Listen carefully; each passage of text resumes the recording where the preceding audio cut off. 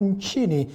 Hivyo basi kufikisha idadi ya watu ambao wamepatikana na maambukizi ya virusi vya korona, idadi imefikia watu 4797 na watu 73 zaidi wamepona virusi vya korona na watu wawili zaidi wameaga dunia, kufikisha idadi ya walioaga hadi 125. Wakenya hata hivyo wameomba kufuata maagizo ya Wizara ya Afya, na hiyo jana taifa liliadhimisha siku 100 tangu korona kuripotiwa, na waziri wa Kagwe akidokeza kuwa huu ni mwanzo wa safari wanaokiuka maagizo kuchukuliwa hatua kali za kisheria. Hebu tusikize wakitoa ripoti hiyo kutoka katika jumba la afya jioni ya leo.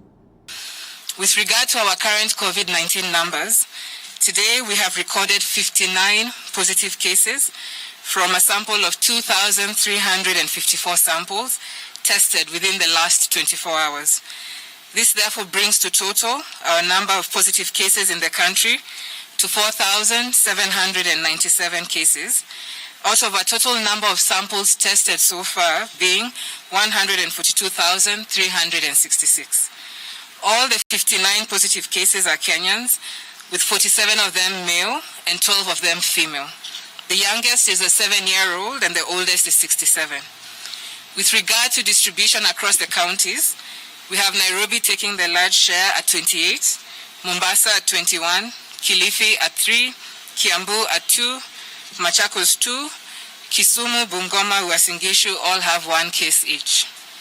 And in terms of distribution by sub-county, in Nairobi the cases are 7 from Dagoretti North, Kibra 5, Embakasi East 4, Embakasi North 3, Westlands 3, Embakasi West 2, Embakasi Central 2, Roysambu and Makadara each have 1 case. In Mombasa, of the 21 cases, in Kisauni we have 8, Likoni 5, Mvita 3, Nyali 2, Changamwe 2, Jomvu 1. And in Kilifi, the 3 cases, we have 1 each from Kaloleni, Kilifi North and Kilifi South. And in Kiambu, the 2 cases, 1 from Kiamba and 1 from Thika. In Machakos, we have the case in the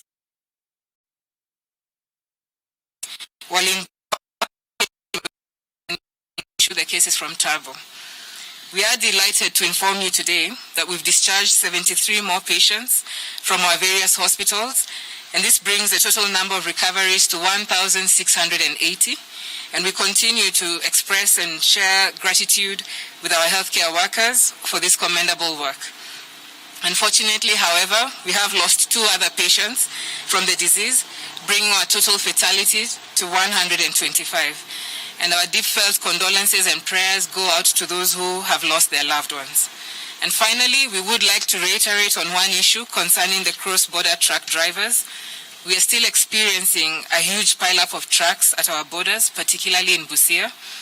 And this is caused by drivers who may be flouting our guidelines. And as we stated before, the truck drivers must have a COVID-19 test at least 48 hours before they commence their journey. And this will allow those who test negative to have seamless movement across the border. I do urge all truck drivers and truck owners to cooperate for the free and smooth movement at our borders. Thank you. We now welcome questions. Na bila shaka tukiachana na hayo, kwingineko ni kwamba kiongozi wa wengi katika bunge la kitaifa Aden Duale ameondolewa na nafasi yake kuchukuliwa na mbunge wa Kipipiri Amos Kimunya. Duale ameondolewa katika mkutano uliofanyika katika jumba la KICC asubuhi ya leo. Mkutano huo uliitishwa na Rais Uhuru Kenyatta, kuhudhuriwa na wanachama wa Jubilee akiwemo naibu wa Rais William Ruto. Aidha, Aden Keynan asema kwamba atakuwa katibu mkuu wa muungano wa Jubilee. I also want to thank the membership of calling a meeting on a Monday morning when people are coming from the constituencies. People traveled that night to be here to show the support to His Excellency the President and the Deputy President and the party leadership, that when we accord, we're there. And I believe that's the new unity that we've all been working for as we forge forward for the purposes of achieving the greater good in terms of the promises and the pledges we made to Kenyan people. So let me leave it at that.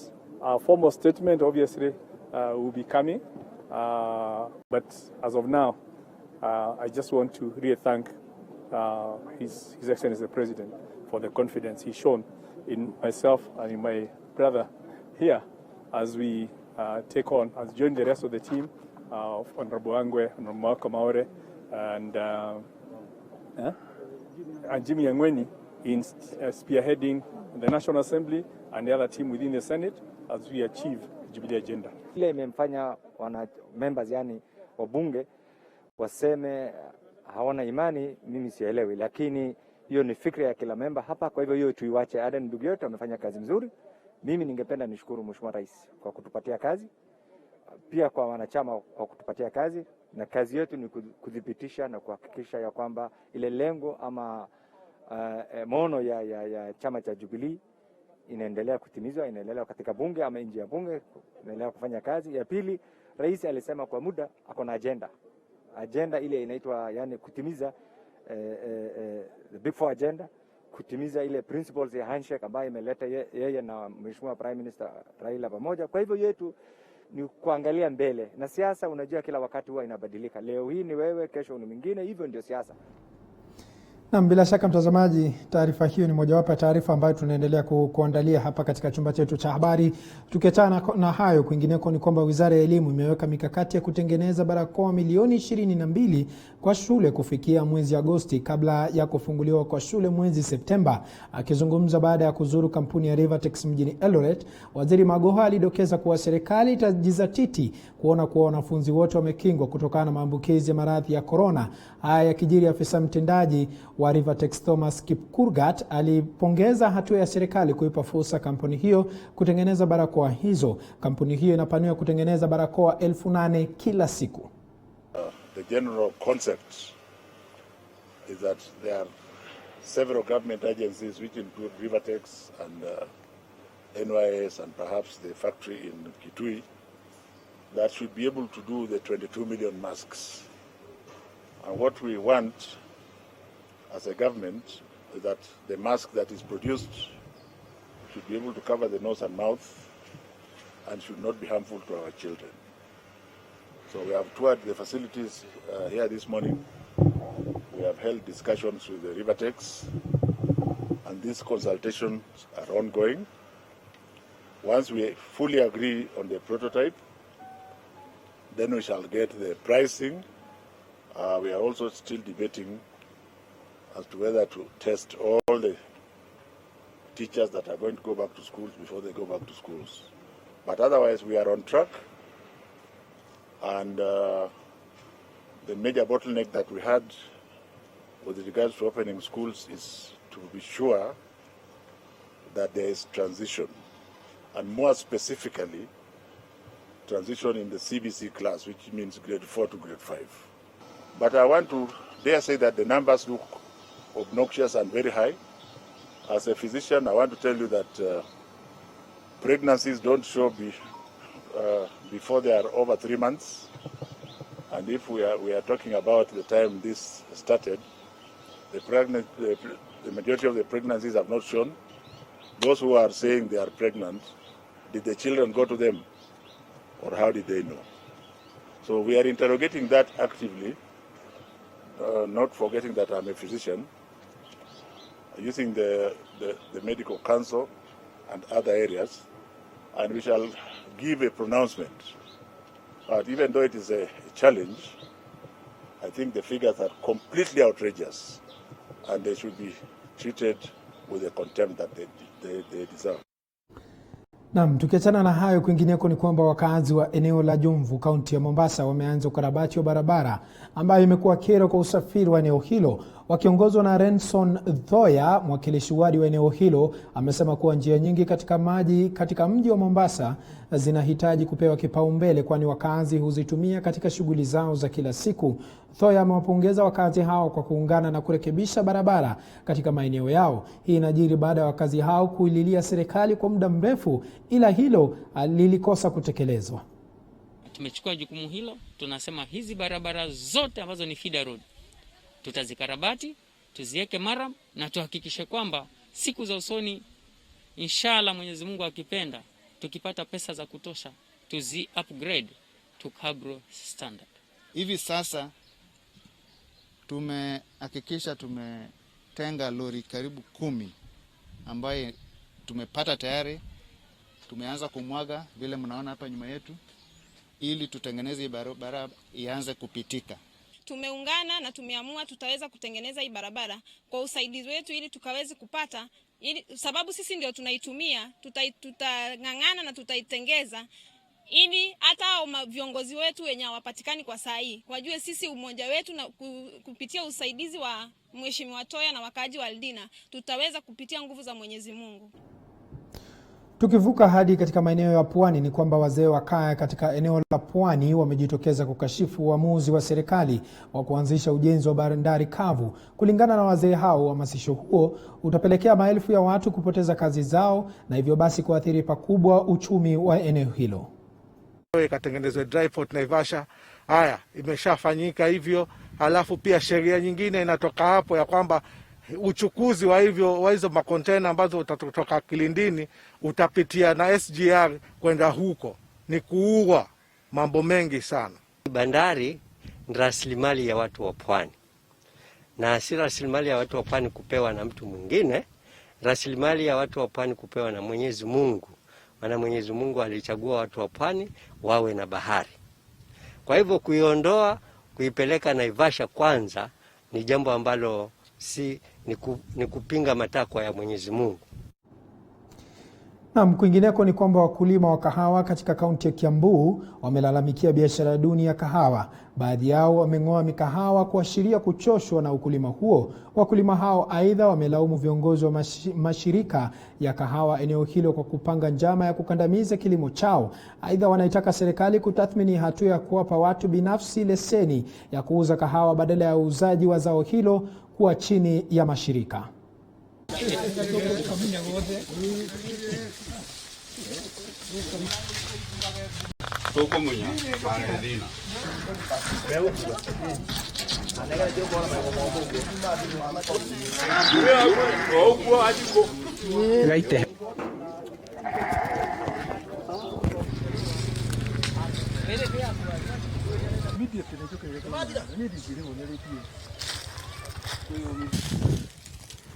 Manake mimi ni mtu unywa dawa na pesa ninatafuta na njia nyingine. Kahawa iko na haja gani kuwa tunalipo shilingi 14? Last year tulipo shilingi 14. Once inalia. Sasa iko haja gani atakuwa na hii kahawa tena? Factory ijiusie kahawa yake. Hiyo hapo ndio mwisho. Maana we shall be able to market our own coffee na tuone shida zetu kwa karibu. Na tumechoka na kuchagua kamati baada ya kamati tukifikiri wao ndio wako na makosa. Wizi wote uko na Cooperative Bank pamoja na DCO. Hawa ndio wanashirikiana kutunyanyasa sisi wakulima. Serikali ilete tuwe tunajiuzia kahawa peke yetu, si society, lakini si kwa society, kwa hii factory yenyewe. Bei ya maziwa iko juu sana tukilinganisha na hii ya kahawa. Kwa sababu ya kahawa ni kilo 12, kwa kilo ni shilingi 12, na ya maziwa ni shilingi 30 kwa kilo. Na bila shaka mtazamaji, taarifa hiyo kutoka kaunti ya Kiambu kuhusiana na zao la kahawa kwa sasa itatupeleka katika mapumziko mafupi, lakini tukirejea tunakuja na mengi zaidi. Kumbuka hii ni Shina la Upeo ambalo unaendelea kufuatilia kupitia kwa tovuti yetu ambayo ni www.tv47.co.ke na pale kwenye mtandao wa Facebook ni TV47 Live. Kwa sasa tuchukue mapumziko mafupi, tunakuja na mengi zaidi. Usibanduke.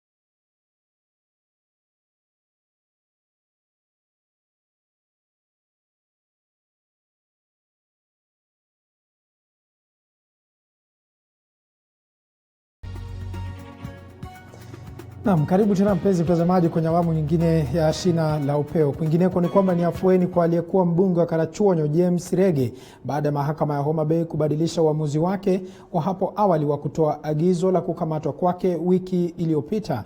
REGE ameshtakiwa pamoja na wafanyakazi watatu waliofanya kazi katika afisi ya eneo hilo, mashtaka ambayo yaliwasilishwa na tume ya kupambana na ufisadi EACC.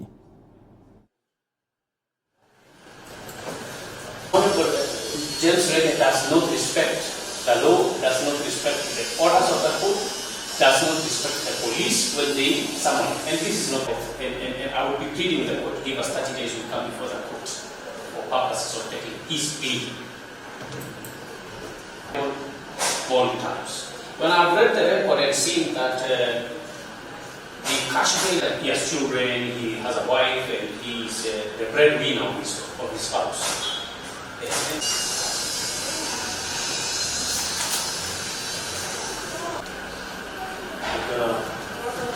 And then he will present himself. There were warrants of arrest issued by this court, and my clients learned of these warrants in the national television, and they were not summoned. They had not been urged to come to the court to take plea. They were not aware that there will be a case in court. So what we are telling the court is that actually police must match up to the standards of global policing, where they ought to be courteous enough and inform an accused person, a suspect, that you are needed to come to court. You cannot just go and run rampage and run into people's houses and break, houses and then say we need you to come with us to the court. This is not how the court operates, and the court is extremely independent. They have bought into our view, and they have agreed, and the warrants have been accordingly lifted. So, Honorable James REGE is a national figure. He is a senior citizen of this country. He is a chairman of a state parastatal. He's not hiding, isn't it? But then the police have come to court and said, we cannot find him, therefore issue warrant. And that the court has actually taken quite a bit of notice on that. So he's not at all hiding. The gentleman was unwell, and we have produced letters to the court. He is at the moment in a hospital, and the court has seen indeed that yes, it is true. And the other gentleman, Ken, I've come with him to court, and we have produced him, and he has been given bond terms as well. So we want to have a better situation where police can interact with the citizens in a proper manner, so that if I am needed by the police, the first thing the police should do is to give me a call and say, man, we need you here.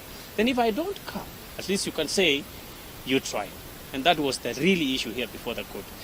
Well, in terms of the case in court, we cannot discuss a matter which is already before the court. But I have seen the charge sheet, it's 900,000. 900,000 is what they are looking for in Mheshimiwa REGE. And of course, yes, if it's an economic crime, it has to be prosecuted. But I was surprised that the CDF office has already confirmed that he was not at all involved in this. That is a matter for the office, and it's a procurement matter, and it's not for him as a patron or at a supervisorial level. Yeah. Na tukiachana na hayo, kwingineko ni kwamba mwakilishi wa wadi ya Ichagaki Charles Mungi amefurahishwa na hatua ya tume ya maadili nchini na kukabili ufisadi EACC ya kumfungulia mashtaka naibu kamishna wa eneo la Maragwa katika kaunti ya Murang'a Alex Mukindia. Mukindia ameshtakiwa kwa kosa la kupokea hongo kutoka kwa baadhi ya wakazi wa eneo la Maragwa waliotaka kumiliki shamba moja eneo hilo kwa njia isiyo ya halali. Hii ilipelekea mwakilishi wadi huyo kuandikia barua kwa waziri wa usalama wa ndani Fred Matiang'i akitaka baadhi ya maafisa wa serikali katika eneo hilo kufanyiwa usalama kaskazini mashariki.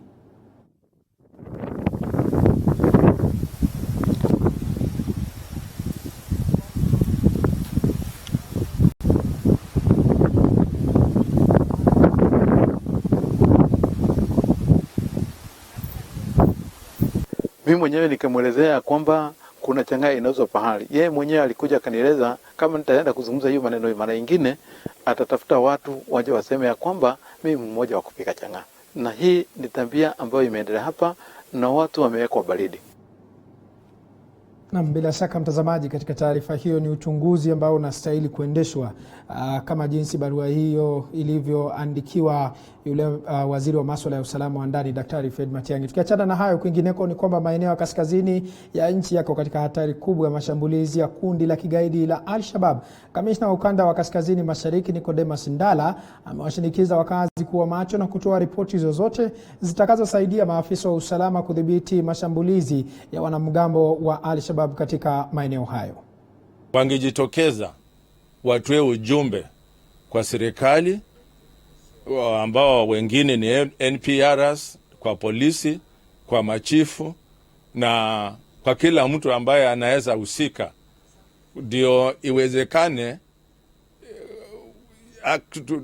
tuweze kupata immediate action. That is the way I can say.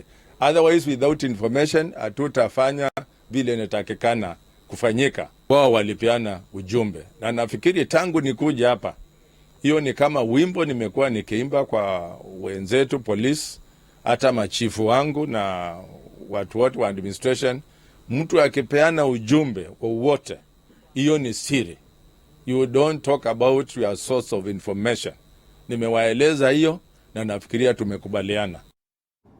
Na tukitoka kaskazini mashariki na kuangazia masuala ya usalama, kwingineko ni kwamba mwanamuziki Muigai wa Njoroge anaimba nyimbo kwa lugha ya Kikuyu ameamrishwa kufika mbele ya Tume ya Kitaifa ya Uwiano na Utangamano NCIC kufuatia wimbo aliotoa hivi majuzi. Kwenye barua aliyoipokea mwanamuziki huyo, wimbo huo huenda ukazua vurugu uwiano na kutenganisha, kuhakikisha kwamba uwiano kati ya wananchi humu nchini haipo tena. Muigai anatarajiwa kufika mbele ya tume hiyo tarehe 26 mwezi Juni.